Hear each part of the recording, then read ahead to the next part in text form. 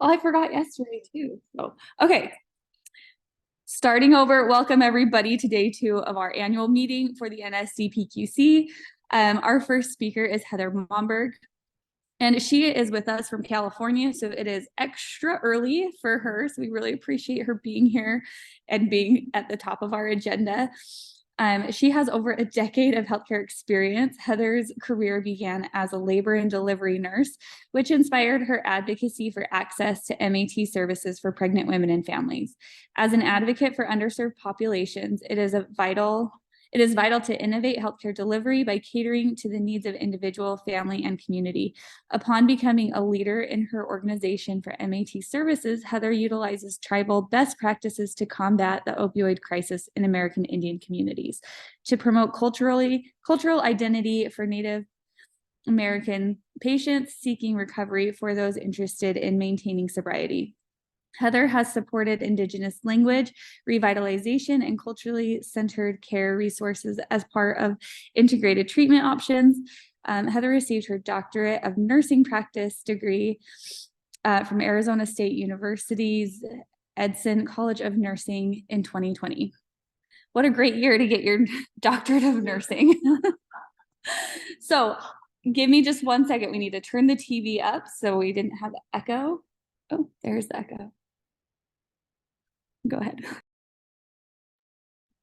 I'm going to go ahead. Oh, I think it said host disabled participant screen sharing. I think you have to make me a host or something. Oh, there it is. Okay. Oops, sorry. We're all having issues today.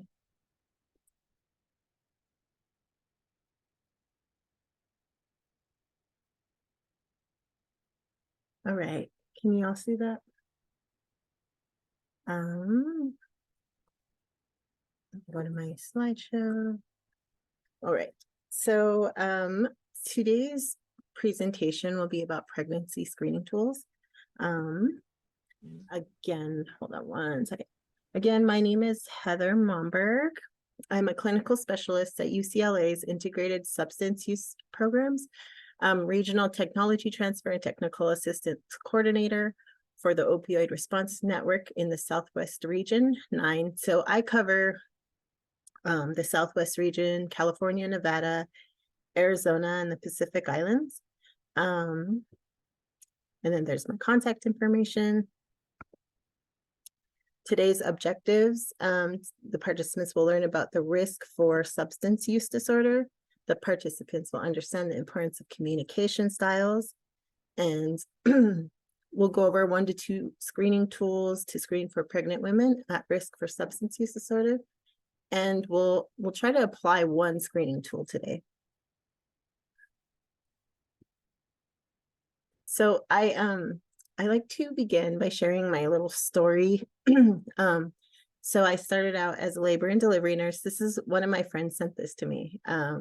I guess it was shared in a presentation at some point, and somebody took a screenshot and sent it to me. But I love this photo because it's literally the only photo of me in like doing the work and stuff. And so I just I like to share it and talk about my background. I started out as a labor and delivery nurse in Montana, and I worked at one of the IHS facilities. Started there around 2010 to 2012, and really that's really where I guess my advocacy began. I remember being a brand new nurse, and we're learning how to take care of these babies, and these babies were being born at the time, and to us it looked like they were had low sugar or low blood sugar, and so that was just like our assessment at the time, and it just kind of kept happening. And then we were doing following the steps and stuff to be able to take care of them. And then we would end up sending them out to the bigger hospitals at the time, from our IHS facility.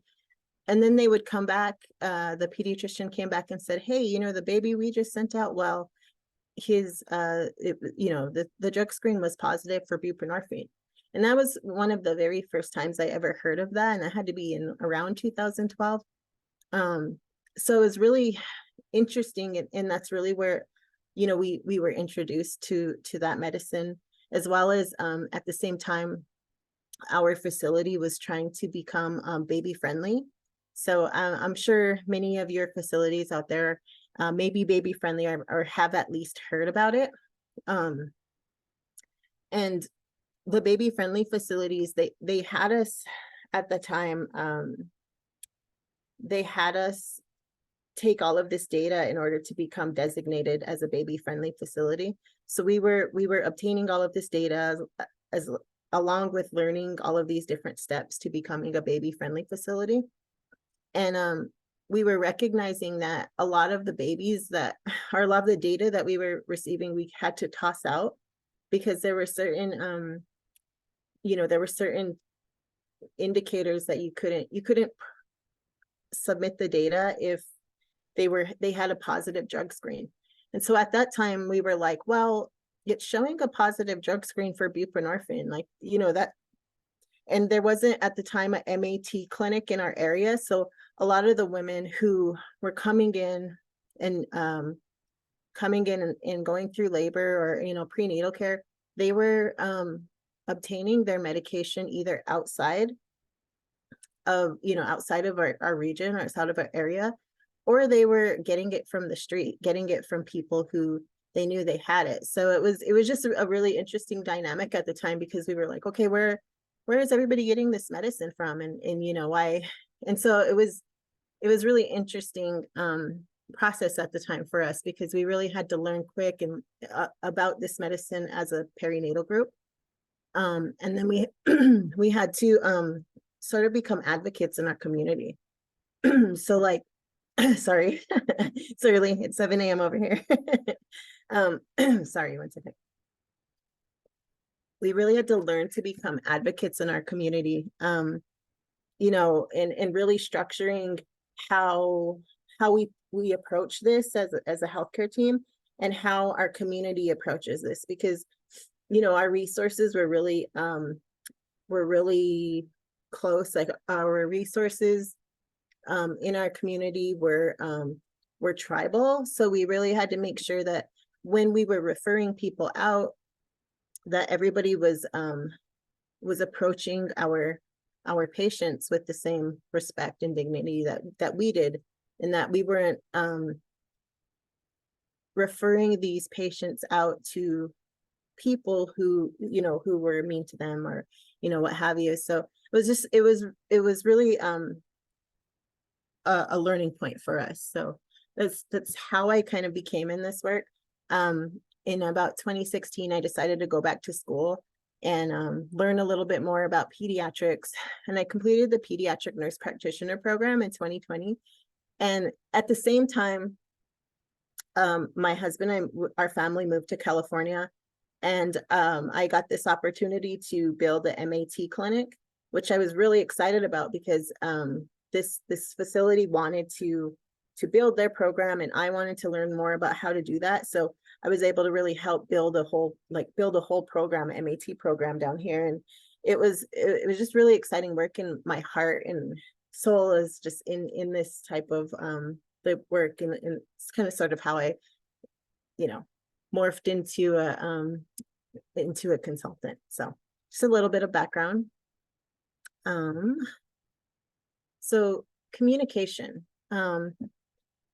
Communication is really important, in when we're talking to people. So, this says, and it's not all wordy like this. So I don't want to scare you all at 9 a.m. and having you read word for word all of my slides, but I just want to say, like, at the heart of every intervention is a relationship, and we want to be able to really build relationships with these people, because we're caring for them, and I really want them to feel like they're healing, or like, that they're cared for. How we communicate through words. We want to offer dignity and respect. We want to offer safety, and that safety is in that tone. We speak when we do a lot of the the screening and the assessment tools that are needed in our programs or in our facilities, we tend to, check the boxes. We're very, when we're on the front lines or in the hospitals, we tend to check the boxes and go through it really fast without realizing like these are really, really personal questions, and just making sure that people are aware of that. Body language, appropriate eye contact. Some people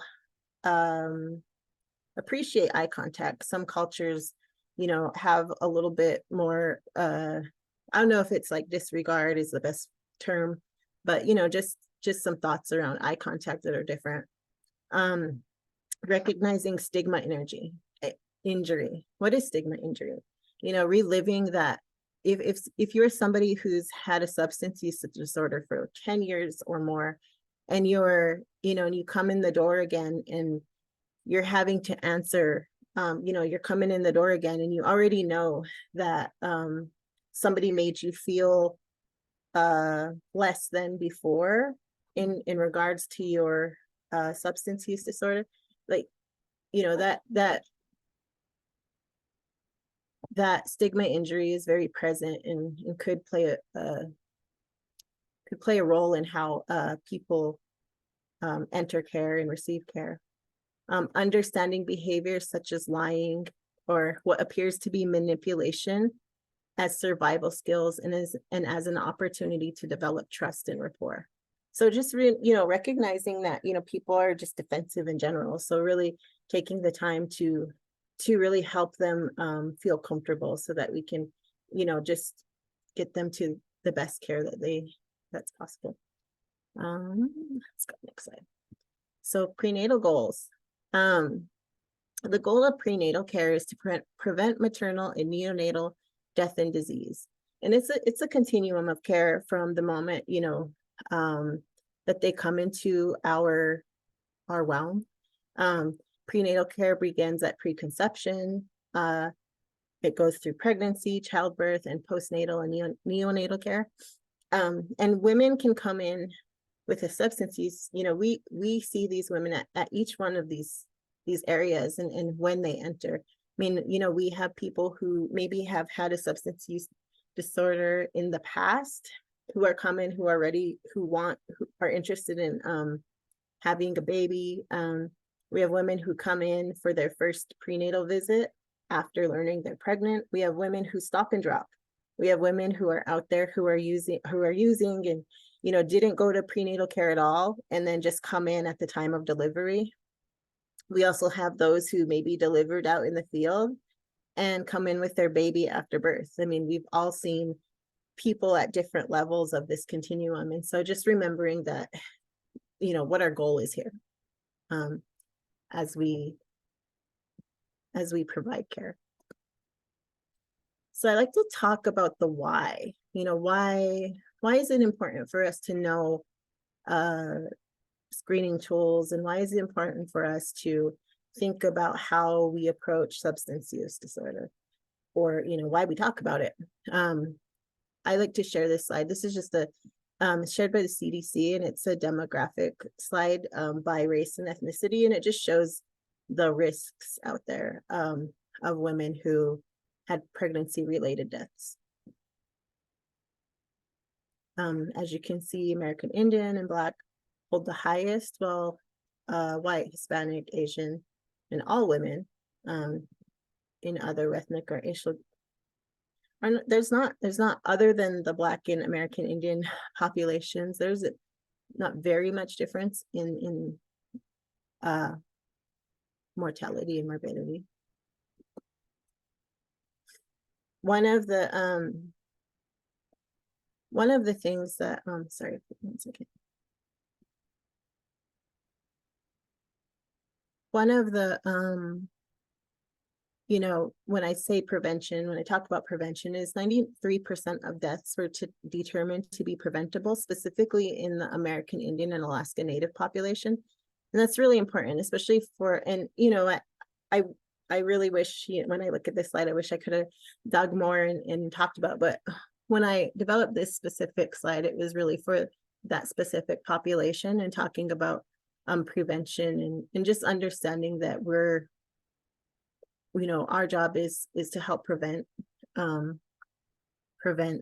know, death, I guess, or negative outcomes.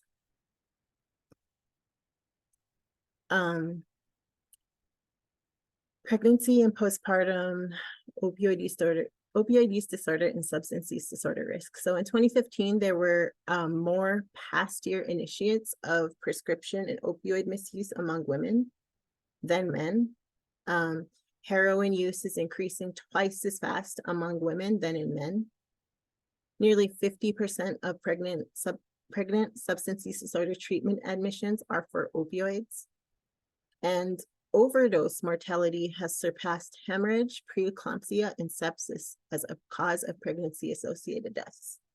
So that's why we ask, you know, that's why we're really putting an emphasis on having these conversations. This is just a workflow that we had developed at one of our communities. Is really determining, you know, when to ask and what to do once you identify somebody out there who's at risk. So this was just sort of a workflow, and we can kind of come back to this at some point. But, you know, no matter where you, even if you're in primary care, in a primary care setting or a prenatal care setting, identifying the patient out there, you know, you're wanting to know, because a part of our role as preventionists is to find out who's out there and find out who's risk. If you're in a smaller community, you may hear, you know, from somebody that somebody might be pregnant, or, you know, and and that's really specific to a smaller community. I know a lot of the larger communities, it's probably a lot more difficult to identify patients, but you can identify them, you know, through CPS, through the emergency department. And if you do, one of our things is to try to get a screening within 24 hours. It is harder to do the cold calls, I will say, just because that might be perceived as a, you know, as crossing the line for some people. So, but this was just kind of put in place for us at one point, just to help us follow a workflow. So how do we assess risk? How do we assess risk for those patients out there? So we use evidence-based approach. We use validated tools. And, you know, like I said, in the,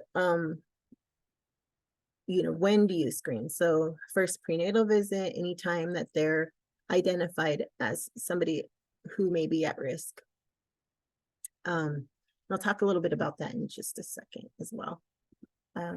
Screening tools. So a urine drug screen is not a screening tool, or using risk factors. I keep saying risk, and every time I say risk, I cringe inside, because using risk factors to obtain a urine drug screen could cause mistrust between provider and pregnant family. That's why we use, you know, these tools in screening, because when somebody's pregnant, we screen them for all kinds of things. So we just want to make this an important thing. And some screening tools, the self-report screening tools identified are the 5 Ps, which we'll talk about today.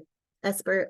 I know yesterday I hopped on the SBIRT screening presentation for a little bit yesterday, and I overheard that you may have had some sort of handout about the 5 Ps. So I'm not quite sure which handout you have, but it's fairly general, and so we'll be following that when we talk a little bit more about our case review. So the 5 Ps.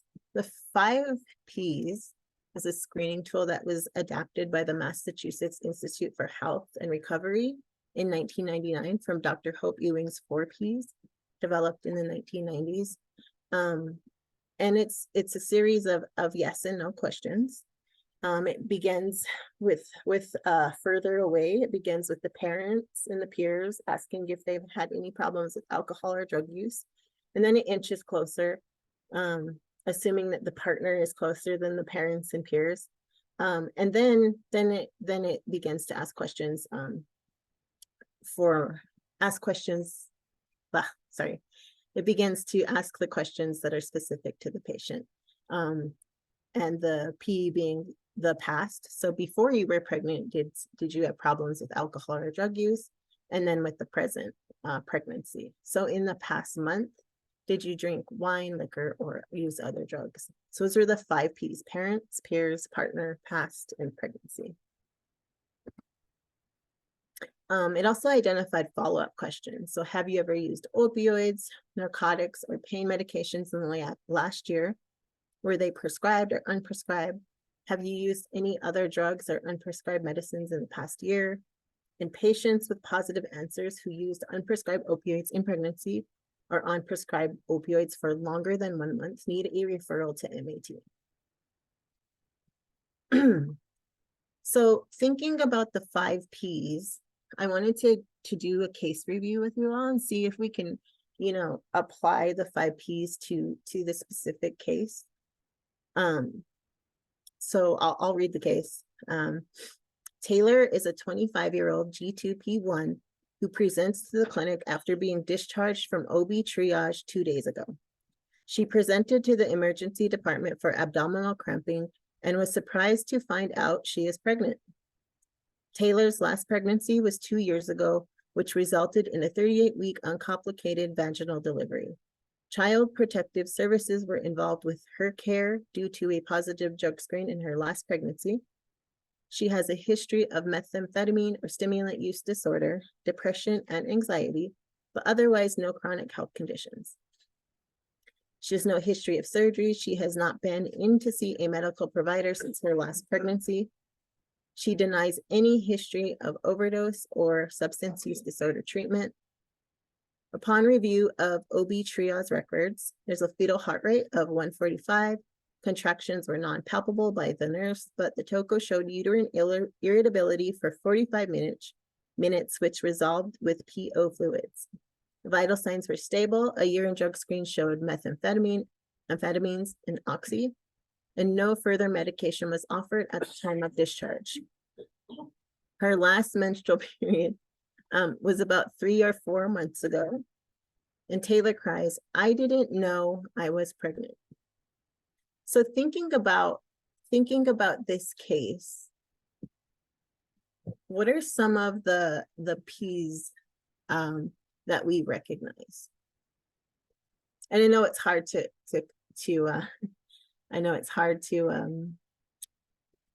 talk back and forth, but just really looking at, if you have access to your 5 Ps worksheet, really looking at what are some of the 5 Ps that you see. And I'll just give you a moment to kind of take a look and think about it.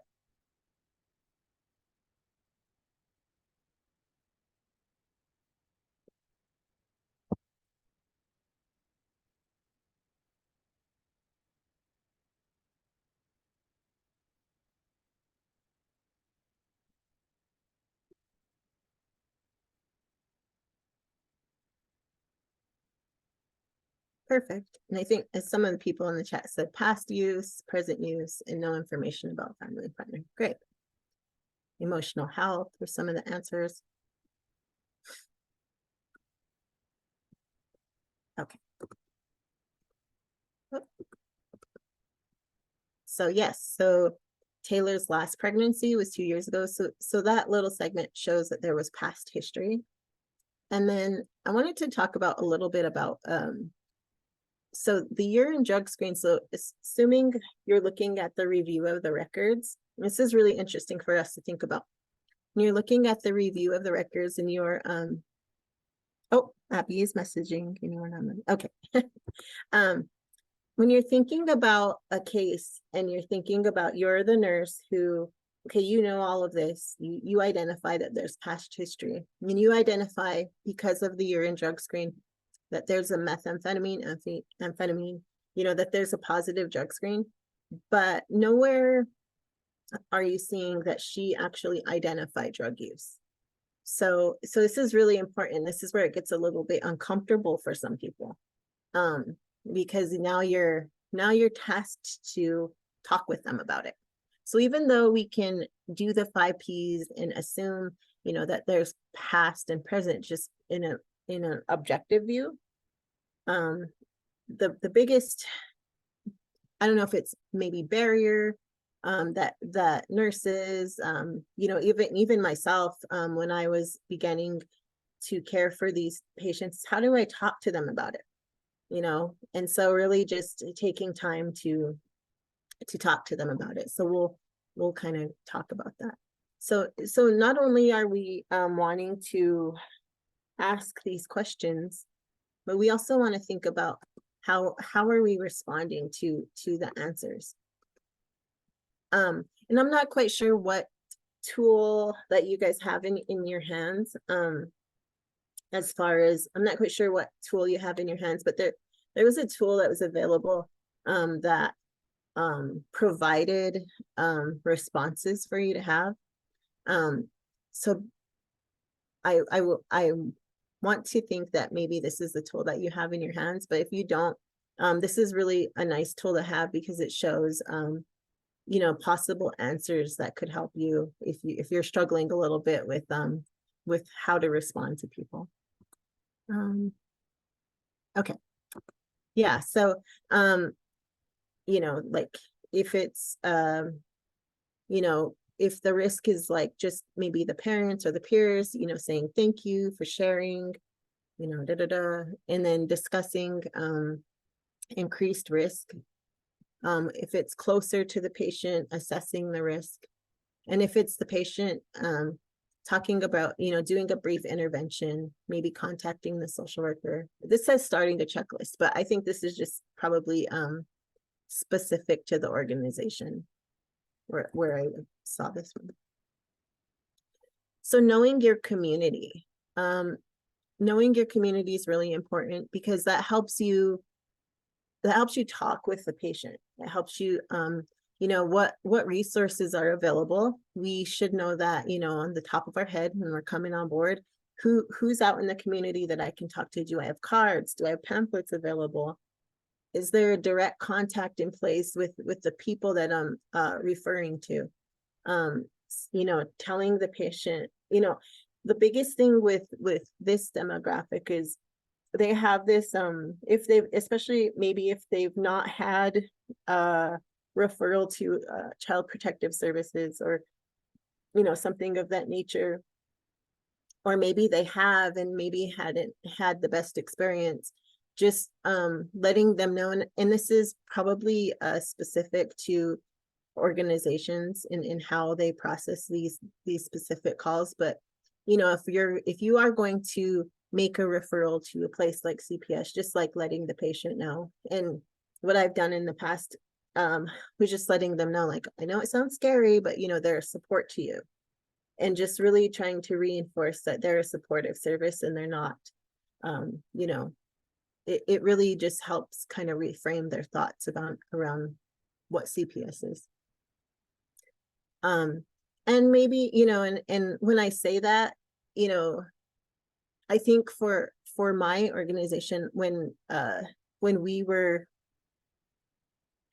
having these conversations with CPS, we ended up having to completely reframe ourselves as a community and talk to each other about how we're going to approach this situation, because it was new for everybody. And when I talk about that, which I'll get back to, is at the time, buprenorphine was seen as a drug. It wasn't seen as MAT or like a support or a treatment. It was seen as a drug that people were taking. So when we were beginning to talk with CPS, we had to completely provide a lot of education around, hey, this is a treatment. It's not, it's not abused. And just really making sure that the support services that we're referring people to understand that and try to align viewpoints as much as we can. So, providing education about all the resources and processes and trying to understand culture and family norms. So getting back to that communication point that I made earlier, there's different cultures and family norms that are out there. I know I listened to a podcast recently about a girl somewhere that said she was a young mom. I think she was in her early 20s, and she told the nurse that she was going to leave and go somewhere or go downtown. And in her mind, that was normal. Like, she thought she could do that. And it ended up causing this whole cascade of of issues for her. And so just really taking time to intervene, because some people don't always have the family support that others might have, and and just need that health literacy and things that just might cause problems between the patient and provider in this realm of care. So this is also on that same sheet. It talks about a brief negotiated interview. So it talks about building rapport, bring it up. It talks about asking the questions and then summarizing what you say, summarizing so that there's a shared understanding between you and them. And then providing, feedback.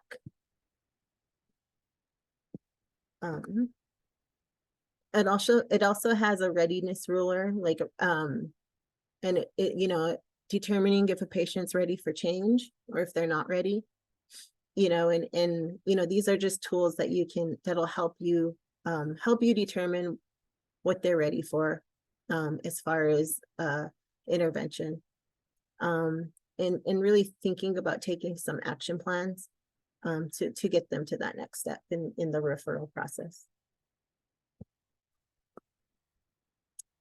So talking about Taylor's case, when we really look at this case, what are some clinical considerations that come to mind for everybody? Whoops. When you take a look at this picture, what comes to mind?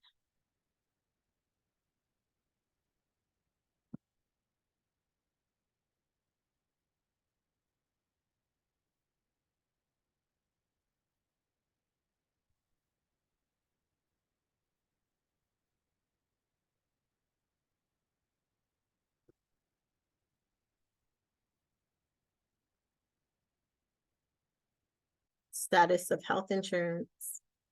Yes, that's one it's one consideration we have to think about.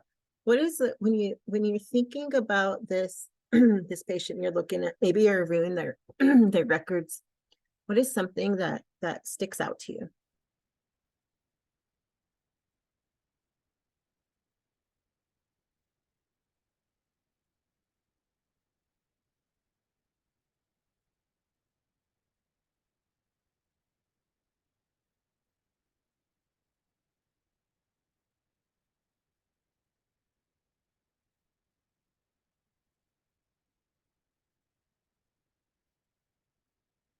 Someone said mental health status and that she didn't know she was pregnant. Questioning of, does she want to parent? That's a really good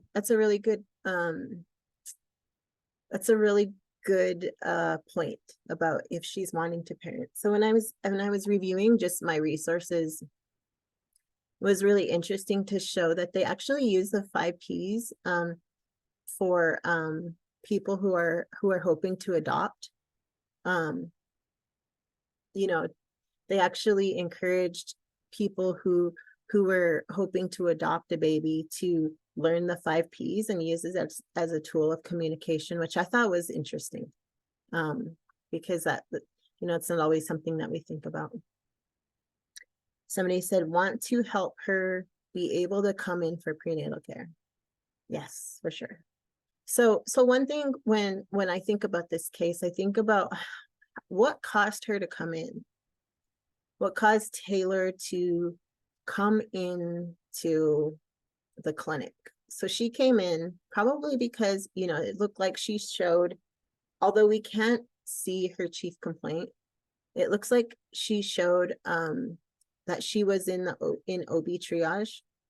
And OB triage is sort of like an emergency clinic for people who are pregnant. So if you're over 20 weeks, in some facilities, you'll go to an OB triage where they'll do some monitoring of your baby.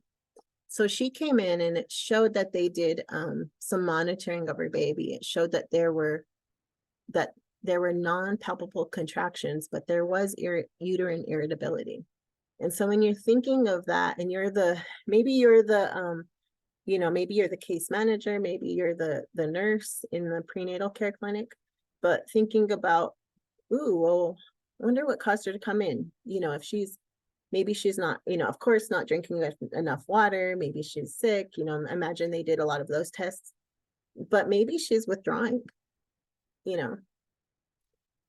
Really just kind of like critically thinking through what could have caused this, and really thinking about if she's identifying a substance use disorder, if she's saying, yes, I do use, or I did use, maybe we want to ask, when was her last use?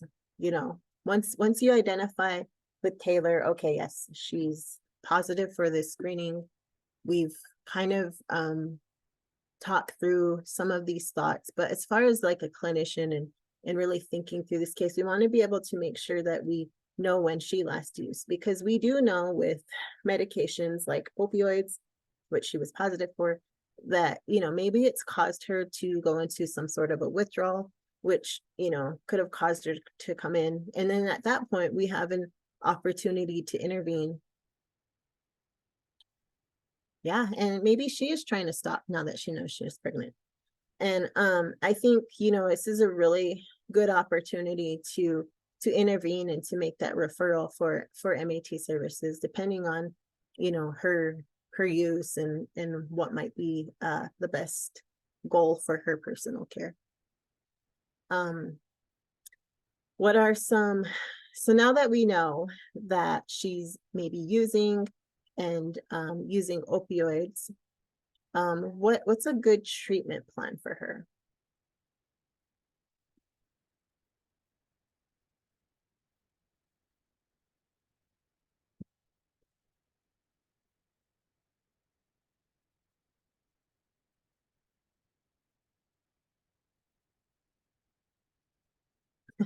Yeah, I know I kind of like jumped ahead a little bit there. Case management. I love the idea of case management. I think when I was on the inpatient side of nursing, when you're on the inpatient side of nursing, you tend to just be in the moment. And those people out that are the prenatal care people and the peer supports, those are really the people that are going to help help Taylor work through her substance use and get a positive outcome out of this pregnancy. Let's see, what about medications?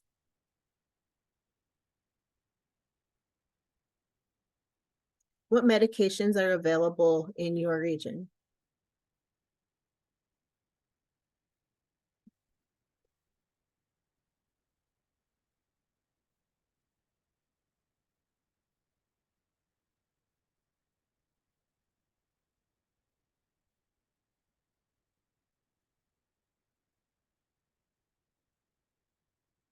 That might be something that, like I was talking about earlier, about understanding or knowing,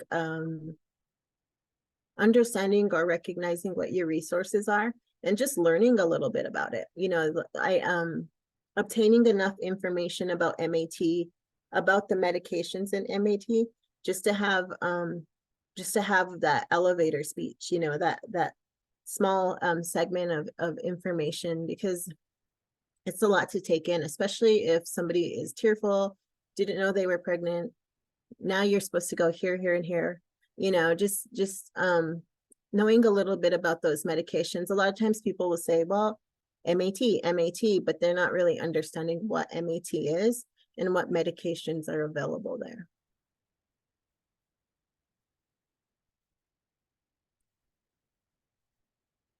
So care recommendations. There's a lot of resources out there as far as care recommendations. I mean, you know, of course, we want to screen, we want to use the validated tool in women of reproductive age. We want to offer opportunities for intervention across the life course, initiation of MAT for all pregnant women, along with access to counseling and mental health services. You know, we, some people are coming in the chat. Methadone and buprenorphine are available, and there's also a psychiatric hotline. And I like that we identified, especially, let me go back to it. I like that we identified, because when you look at her whole case, you look at, you know, that she has a history of depression and anxiety. Is she being treated for that?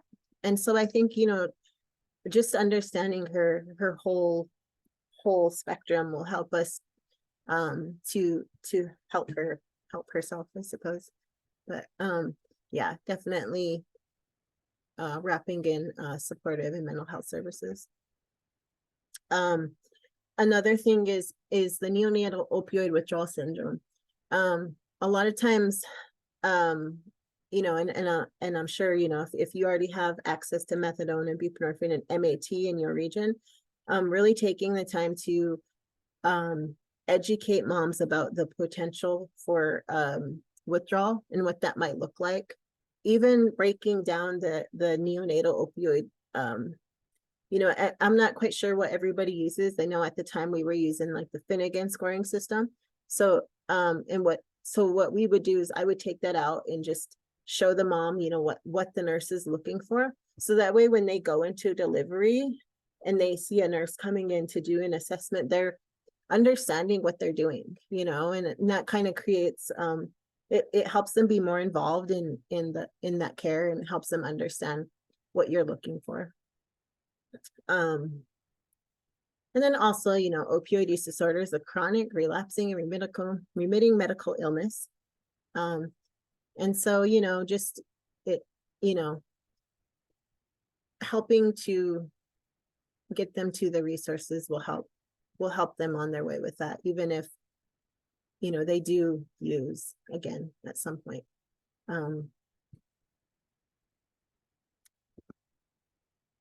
So that's the basis of my my discussion today. I know it kind of went fast and we kind of hopped over, but the 5 Ps are, you know, really just seen as a tool for you for you all to use, and to be able to have those conversations and really think through how your approach and how your communication style is.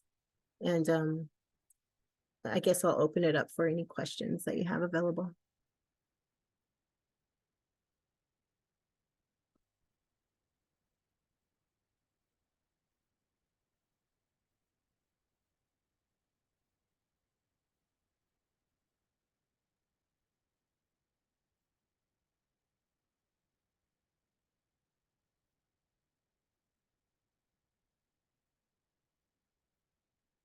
Nope.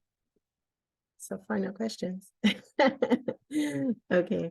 Well, if you guys have any further questions, you know, the team has my contact information. We do have, you know, resources. I can send the slides at some point. And I really thank you all for being here and being dedicated to the care out there at 9 a.m. on a Saturday. That's commitment.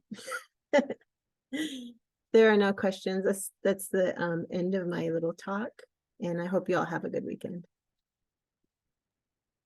Thank you. Oh, still have our echo. Whoops, let me stop. We have to turn down our TV so it doesn't echo in our room. But thank you so much for being here and presenting that case study for us. We really appreciate it. She like, yeah.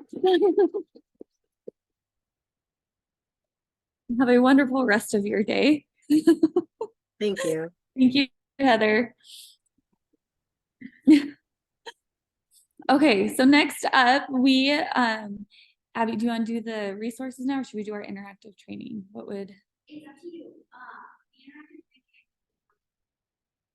Yes. But have to go over Yeah, I think maybe because then that way, like, our Zoom will be done. They don't have to like break for an hour. So next we are going to hear from Abby Moore. We need to get her computer set up. So what if in person we take maybe 5-10 minutes, we can get some more food, and I'll do a quick intro for Abby when we get back and we have her set up.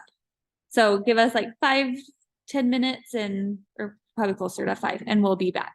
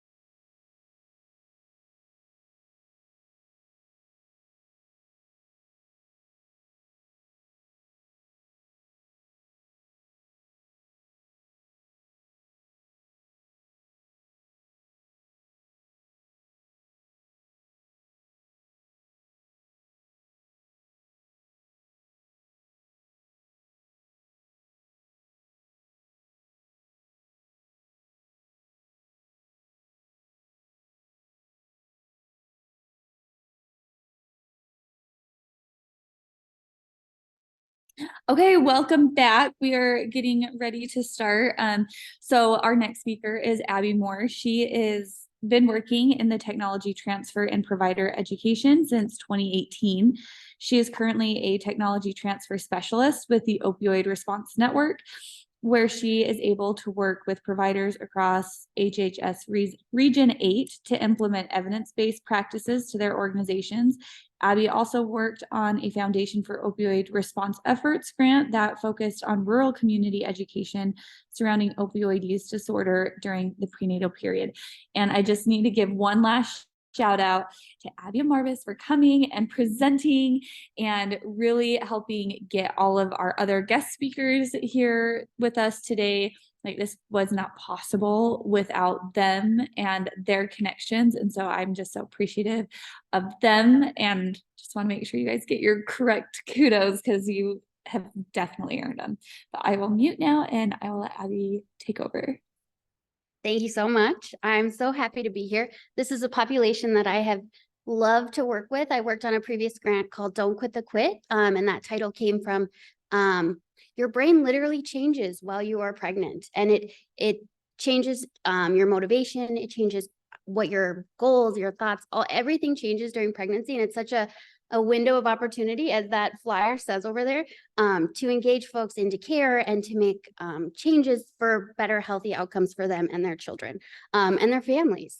And so the name of that grant came from that you quit substances while you're pregnant for the benefit of yourself and your child in the future. And so we don't want you to quit that hard work after pregnancy is over.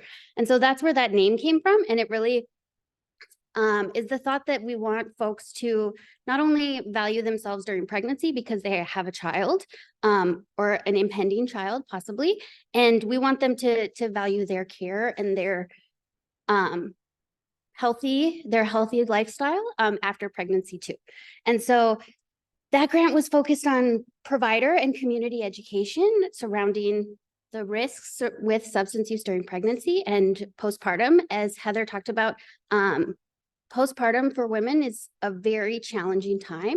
And they are much more likely to overdose in that 6 months afterwards, because whether they use substances during pregnancy or not, that after part, that's when you're sleep deprived, you're having all these other hormonal changes, and you're going to revert back to what was comfortable. Like Lucy talked about, she really just wanted to feel okay. And so I think that is also something that comes from after pregnancy, that you're wanting to feel like yourself again. You're wanting to get back, you're wanting to bounce back. And so sometimes they will use substances and not realize that they have, that their tolerance has gone down. And so then the risk of overdose is so much higher in those 6 months after pregnancy. So something that's really near and dear to my heart is harm reduction. I think it is seen as such a dirty word sometimes. I think that we think of harm reduction and we think that automatically it's syringe service, and that is such a small part of harm reduction. And so the National Harm Reduction Coalition came out with a pregnancy and substance use toolkit. So I just want to show you some resources on their website, and the toolkit is so good. It has such good information in it. But one I wanted to show was about, I had these all open. So this one is kind of a flow chart of using harm reduction with clients who use substances. And so having a conversation about the risks and benefits. Lots of folks use substances for all sorts of different reasons. And some of those reasons are positive in their life. And who are we to say that what they see as a benefit of substance use isn't a benefit? In their life, they're seeing that the benefits are outweighing the cons of using the substances. So talking about, is abstinence something that they're interested in? And if it's not, are they interested in safer use? Are they interested in reducing their use? Or is it something else unrelated to use that they would like to change? Would they like to try different coping mechanisms, add something into their life, try some mindfulness or other kind of activities that benefits their life some, but doesn't involve reducing their substance use or changing that in any way in that first kind of conversation. So if they are interested in abstinence, talk about withdrawal. So this says detox, but we really try to use the word withdrawal because when it comes to substances, folks can have a dependence, a physical dependence on substances. And so that's why opioid use disorder has such a trajectory going up, because you start using it and you have to accelerate your use to get that same high. And so talking about if that's something they're interested in is withdrawing from medication, then sometimes they have to go inpatient for that. But there's also lots of options to withdraw at home and manage it with MOUD, some buprenorphine or other medications, or just treating the symptoms of the withdrawal. Safer use, it's always great to know some safer use options for folks. Injection is, of course, the riskiest. And so talking about, are they interested in smoking? Are they interested in ingesting? Are there other options for their use that they would be interested in either trying or thinking about, or do they even know that they exist? Sometimes folks get in a habit of how they're using substances, and then they don't think about, well, I could do this differently. And so that's something to talk about. And then reduced use, sometimes talking just about, maybe just cutting back. Don't use 4 times a day. Maybe try using 3 times a day. And so harm reduction is all about any positive change that folks are willing to make. And so we really want to encourage any kind of positive change for a healthier outcome. And that's the whole goal of harm reduction. It's also the same reason we wear seatbelts, because we know in a car accident, to reduce the risk, a seatbelt really improves outcomes. And so it's the same concept, just in a different format. And then working collaboratively with the client. We really just need to listen to the clients. What is important to them? Are they wanting to reduce their use? Are they wanting to implement healthier eating? Are they wanting to, we really just have to ask them what is important. Is it having a healthier pregnancy? And maybe that is the goal. And you can talk about all the things that eating, exercise, reducing your substance use, not smoking, not being exposed to secondhand smoke, all sorts of those things that you can talk about that reduces risk. And so then this just kind of gives you a flow chart about what they're wanting to do and how to kind of work through those things. So then you can have resources on safer use, you can have resources on reduced use. And like it says, the success of this is any positive change. And so the whole thing with harm reduction is to celebrate those positive changes. If they reduce their use from 4 to 3 times, congratulations. That is such hard work. And I think applauding that and recognizing that this isn't easy. It's not easy for anybody to stop patterns. I mean, we all have habits that we're not proud of sometimes. And so I think any kind of positive change is such a good thing to congratulate folks on and to make notice. And so that was that one. I had one on that, not it. So this one is this one is postpartum then. So the best practices with human milk and substance exposure. So this is a great tool to share with patients. It talks about the substances that.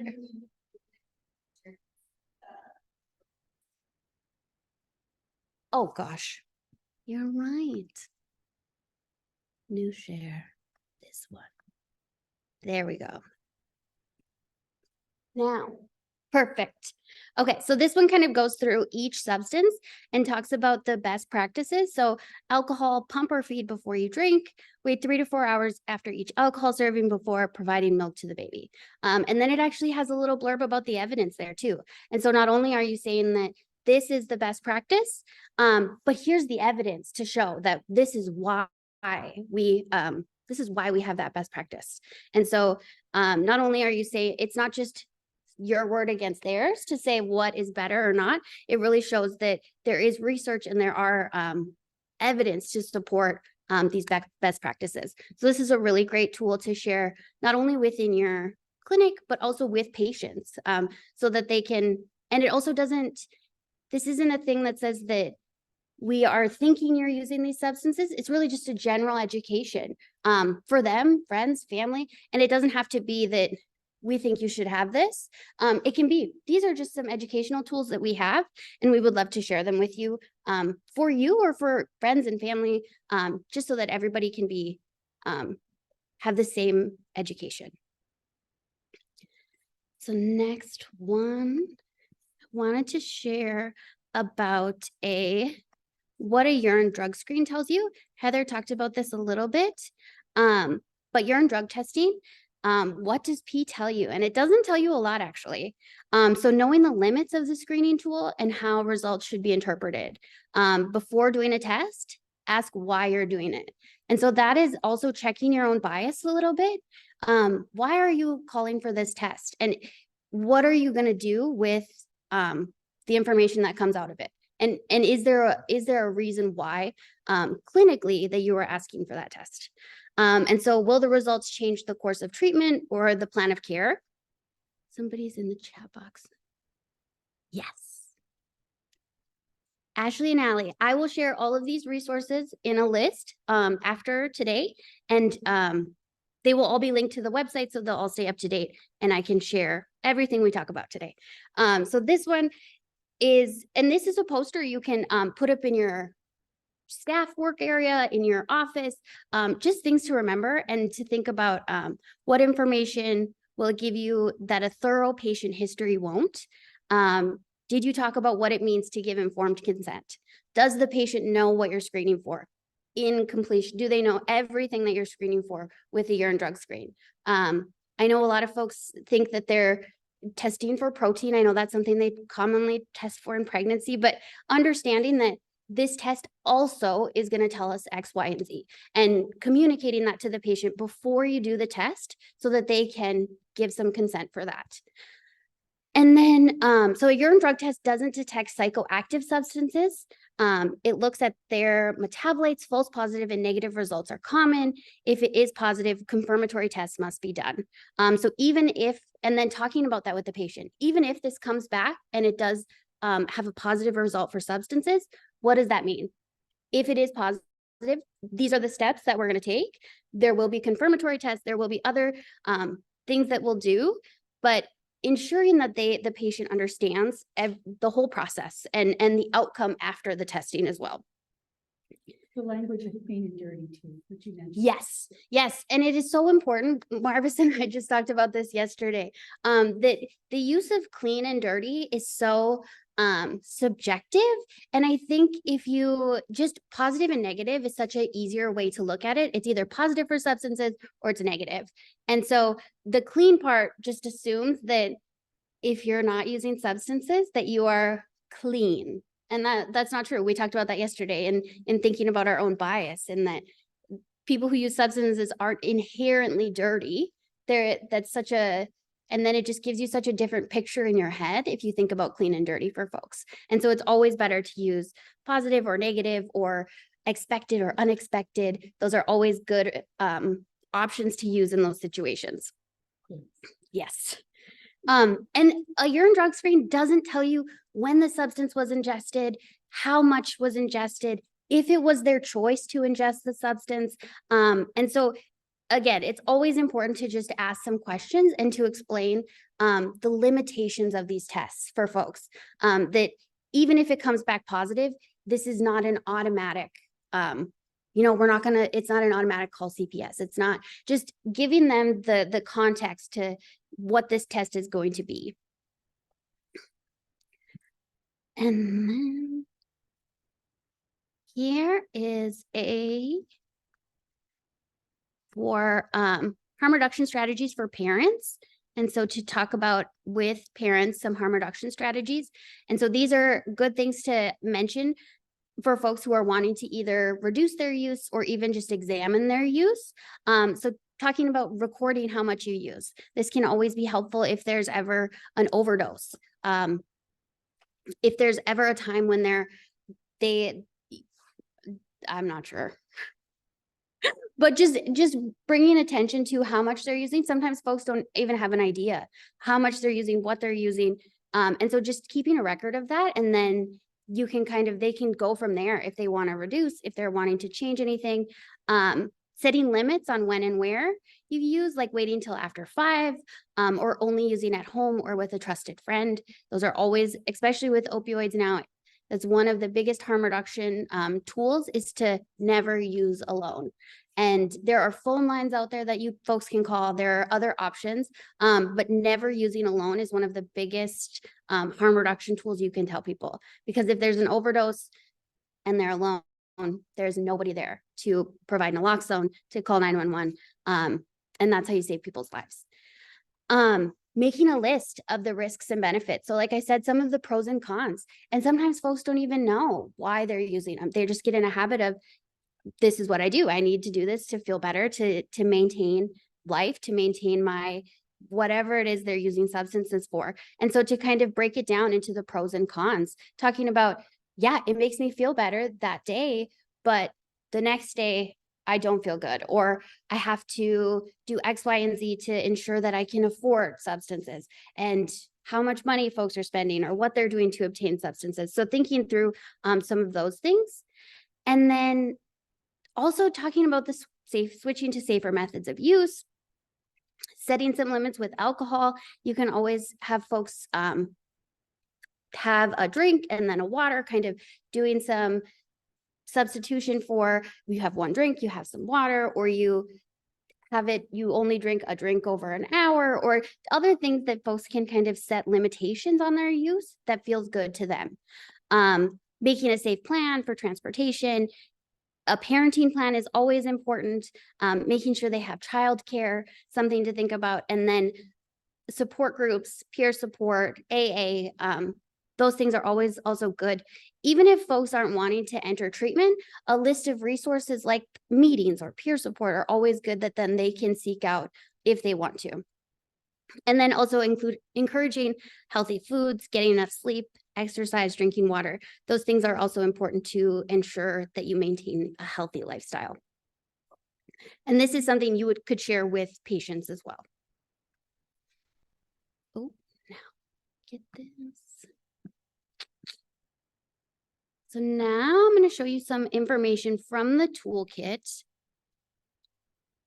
that has, because this was developed for providers to utilize.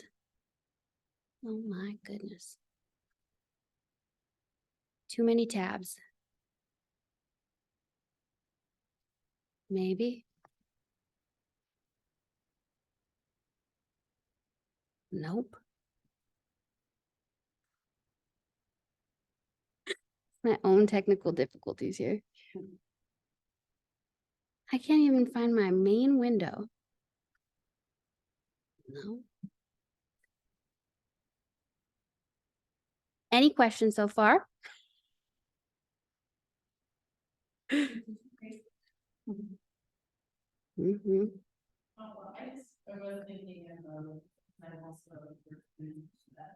Mm-hmm.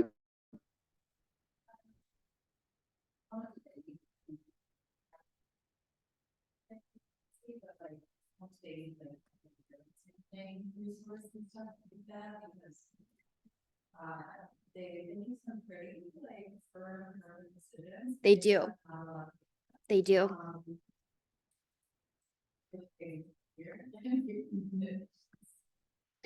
Yeah. Yeah. And I think a lot of folks misinterpret a urine drug screen for sure, and think that it is conclusive completely, and that it tells you a lot about folks, and it doesn't. It does not. It gives you a teeny tiny little snapshot of somebody's life, and nothing about their history, nothing about their lifestyle or their socioeconomic status or their housing situation. There's so much other stuff that goes into folks' lives that a urine drug screen does not tell you. And so I love that. Thank you for bringing that up. So this harm reduction toolkit is so good. I cannot overstate the information that is in here. And I really wanted to draw a point to this positive regard. Just listening to Lucy yesterday, I just think that giving folks the benefit of the doubt, and being what did Heather have? Curiosity and questions. Compassionate curiosity. Compassionate curiosity, and kind of just coming in without those preconceived notions about people and just being open-minded before you know anything about them. And so just being positive. And I think understanding that all parents in some way love their children, whether you believe that they do or not, isn't important. I think understanding that they want the best for their child and themselves, and coming in with that compassionate curiosity and how you can help them achieve that is always important. And then, so here's some information about how to talk to patients. Instead of saying, now that you're pregnant, you need to stop smoking, maybe try, what do you think about your smoking now that you're pregnant? Turning it around, asking them what they think about it. Is it a problem? Are they wanting to change? Do they even know that smoking during pregnancy is harmful? And maybe they don't. And providing that education, and then they're able to make a better informed decision about their health and how they're approaching it.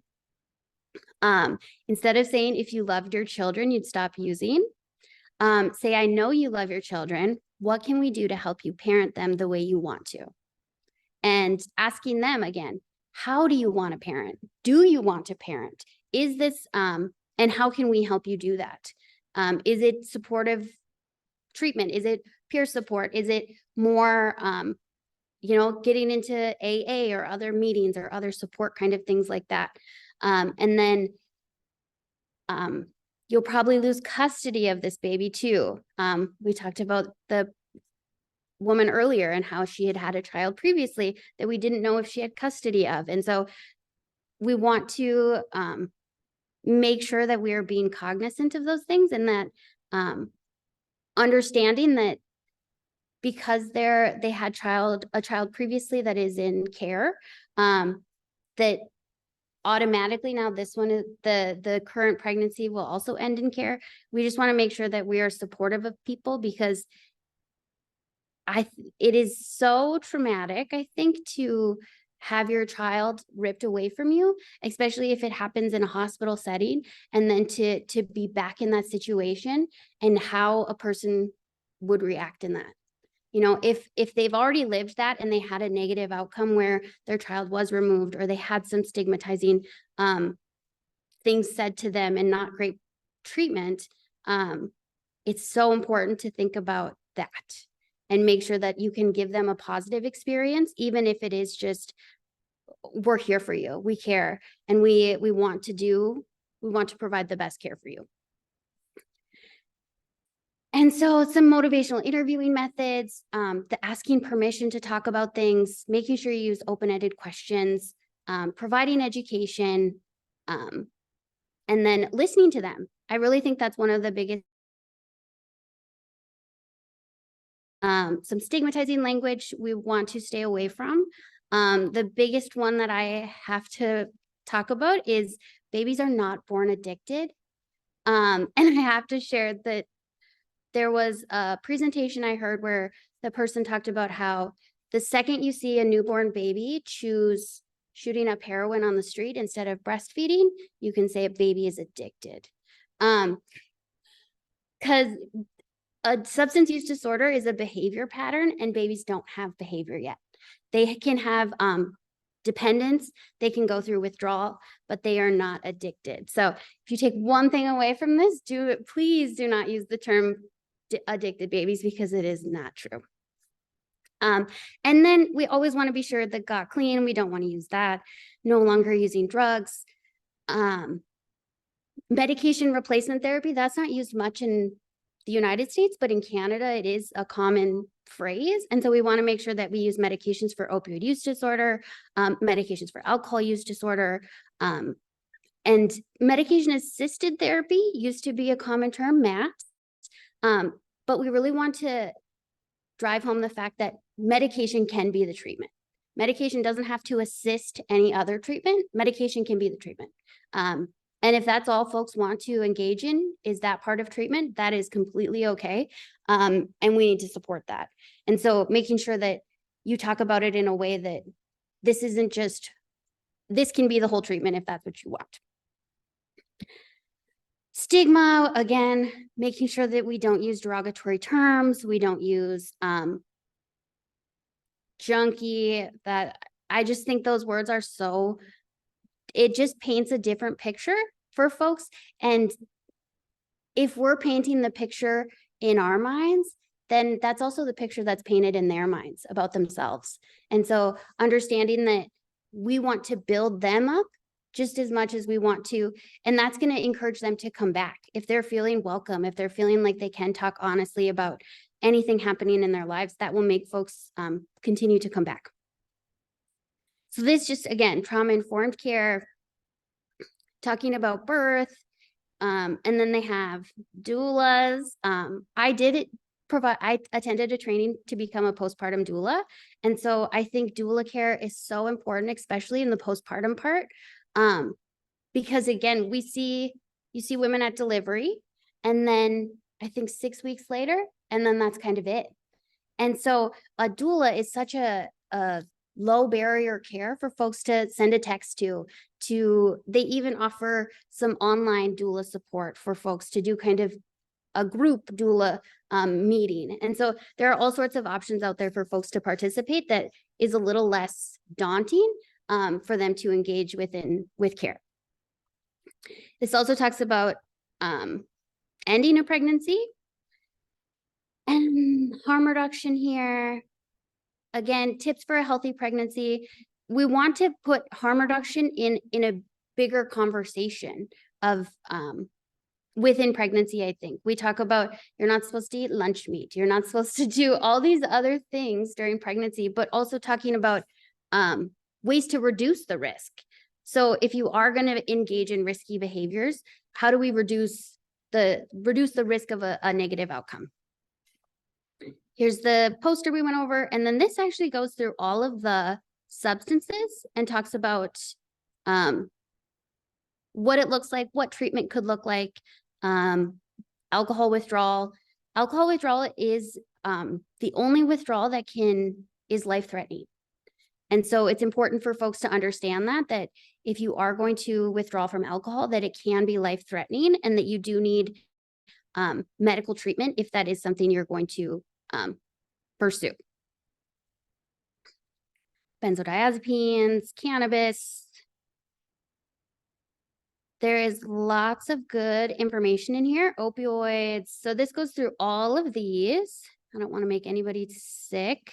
But then it also goes through some of the medications for opioid use disorder. I'm not sure if you guys are familiar, but buprenorphine and methadone are going to be the gold standard for treatment of opioid use disorder during pregnancy. Previously, I think they had, Lucy talked about how she had tapered off, but that is not the case now. And actually, if folks are on methadone and pregnant, sometimes they will up their dose or they'll split dose. And so that's important also to talk about that option. If someone is on methadone, is that something they're needing to do? Are they feeling like they're not getting the same level of support from that medication that they previously were? And understanding that going up in dose is appropriate. Neonatal opioid withdrawals.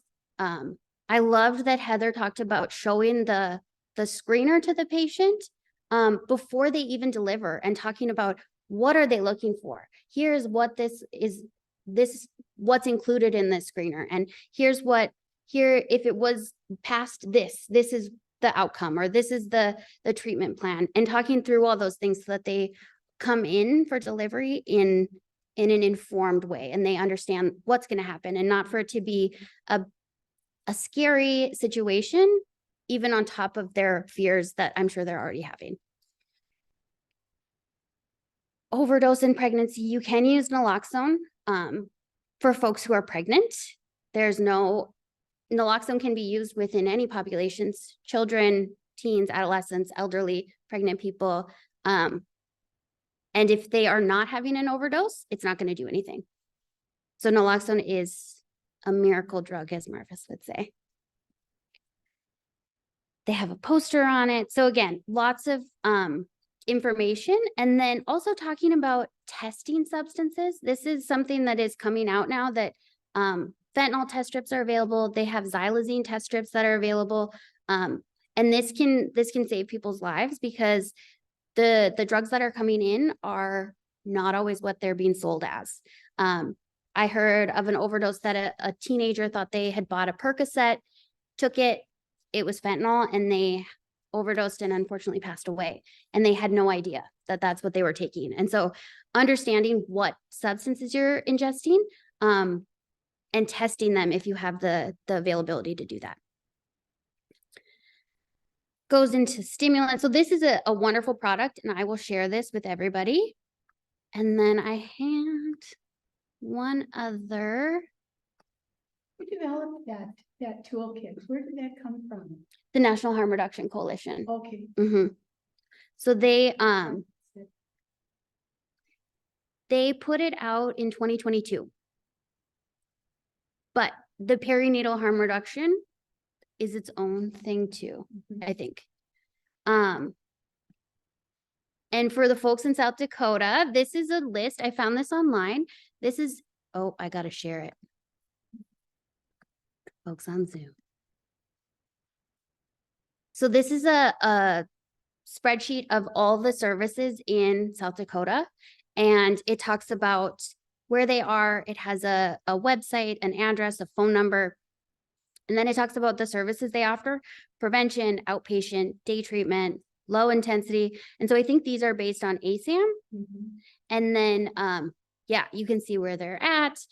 And this is just I don't know if this is inclusive of all services, but this is a pretty good list of what the state has listed for services.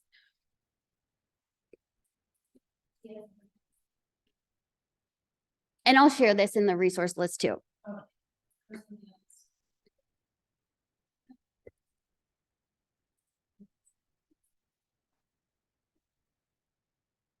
Yeah.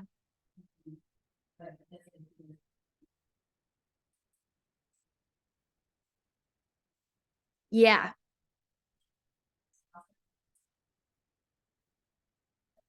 Yeah. Yep. So these are specific to substance use disorder more so than on the mental health side. So we took note of the discussion yesterday, so when we are able to do our South Dakota resource mapping, we'll probably largely just go off of what this is. So we doesn't know what they have. Do they have pregnant people listed as one of those treatment options for us to talk there? No. Okay, so like we added that in for Dakota, so we can, add that in, and then there's also talk about their peer supporters associated with this network. There are also great, one of the good things that came out of COVID was the explosion of online support. And so there are so many online support groups, whether even on Facebook, folks can just attend and not participate, but listen to the education. And so there are so many options that I don't even know if anybody could ever list them all out, but there are lots of wonderful resources, especially I know in smaller towns. I'm from a town of 1,200 people, so I would never want to attend a meeting in my town because I wouldn't want the person at the gas station to know that I'm struggling with that. And so an online option is also incredible for those situations where you can get the support without feeling stigmatized from your own community.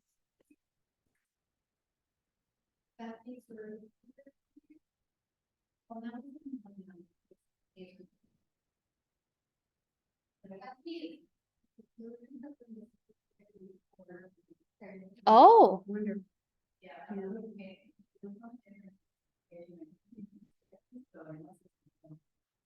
I would imagine you'll see a really big overhaul of this because those are all based on the ASAM, American Society of Addiction Medicine criteria for different levels of care. And they're just coming out with their 4th edition and they changed all of it. Not all of it, but significant changes in the types of services available and what to call them. And so you'll see an overhaul in all of those kinds of and in the licensing standard. And these I would imagine are all licensed facilities within the state of North Dakota. So South Dakota. South Dakota, yeah. And in the North Dakota one that you looked at too, the registries, Mm-hmm. but they're based on them. But everybody's going through that process right now. It's just starting. It's that 4th edition is being released Well, they said October, they said August, and they said October now, but there's just some. They're starting to provide training on the 4th edition. So Mhm. there probably will be, both North and South Dakota have ASAM within their administrative rules for substance use disorder treatment. And so there will probably be some changes to the language surrounding some of these. And very specific populations they've addressed too, so I would imagine, see that, I don't know if pregnancy and postpartum is on there, but that would be a consideration. And then every state, for anybody who uses it, and every state does, and every state. They do. And so the other one I wanted to show was a toolkit about plans of safe care. And so this toolkit, yes. How do I forget? I just, cause I can see it and I'm like, sorry for those online. I'm trying my best. So this one has, this toolkit is incredible. It is specific for Indigenous populations, but I think some of the information surrounding plans of safe care, how the difference between notification and reporting of child abuse or neglect, and some guidelines around that. But it also talks about, they have some great posters about getting help for substance use during pregnancy. And so just some information about what it looks like, if there was any kind of what they need to think about, making an appointment, talking about it, connecting, and then how to support your baby too. And then also, I love how they talk about the patient's rights. I think that also goes back to the informed consent part and making sure that they understand that they have rights too, and they do not have to consent to testing or treatment in any way that it's not forced on people. And my computer is gonna die. I have a cord.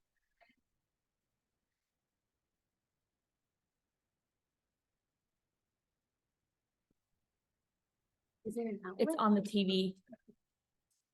Is that gonna charge my computer? Are you sure? Should USB-C? Does yours charge with a USB-C? Mine only charges with the USB. Okay, never mind then. Ooh, you have Big block. There we go. I'll straighten it into We are Well, making it maybe work not on today. Pretty few people read their head on it. Well, I'm not gonna completely black out now, so my computer is not gonna die. But in here, they have great resources. And the last one I wanted to show was some SBIRT resources that are included on a wonderful website that UMKC actually put together when they had a PPW grant. But they have some great information on here. And so they have a whole section. They have special populations. They have training on here. These are some great options if you're wanting to just kind of bolster your own, kind of take on training yourself, do it your own pace. And then they have coding and billing resources. So I know we talked about some of that yesterday, that SBIRT is a billable service. And I did look up that the screening portion is billable separate. And if you do screening and brief intervention, that's a separate code as well. And so you can bill for screening alone, or you can bill for screening and brief intervention. And so those are separate codes, but you're able to do both. So that's more like motivational training. Yeah. Yeah. And so that would be if they screen positive, and then how do your conversation. And they do have some requirements on, at least the one I looked at, it was New Mexico. They said if it was less than 15 minutes, it was a different code. And if it was greater than between 15 and 30 minutes, it was a different code too. But those would be specific to your state.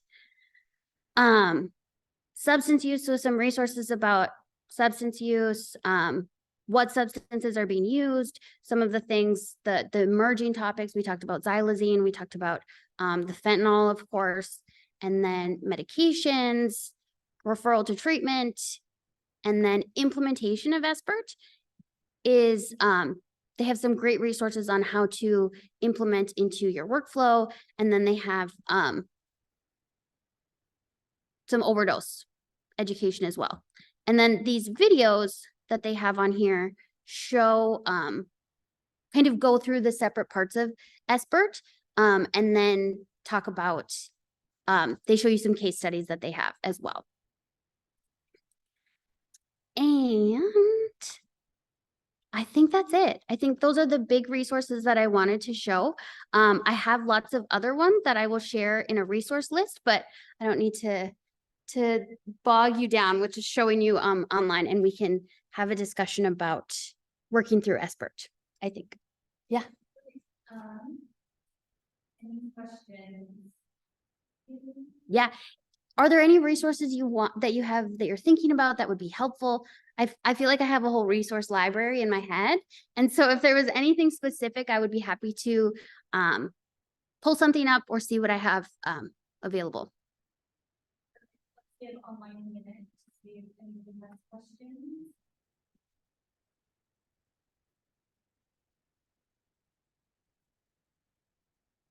Nada.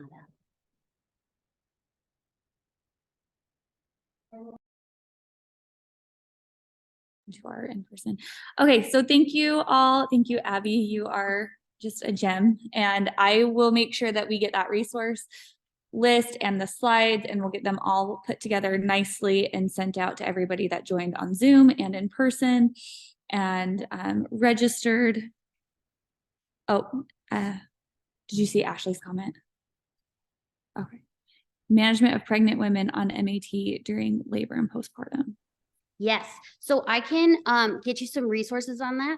One of the biggest things for women who are taking medications for opioid use disorder during pregnancy is the availability of pain management during labor and delivery, and ensuring that they have access to those, even though they are on those medications. And that's one of the biggest things, but I definitely can get you some resources for that. I am not a practitioner, but I can find you some from for a provider that would be helpful.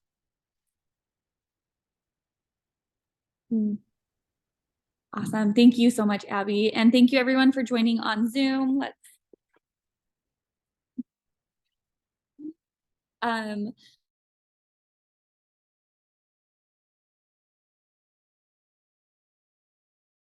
So thank you all for being here. We'll end the recording, and we'll also be sharing this recording with the slides, and we'll be adding some links to all of this also on our website. Eventually we'll get all of this put together nicely and share it in many, many ways.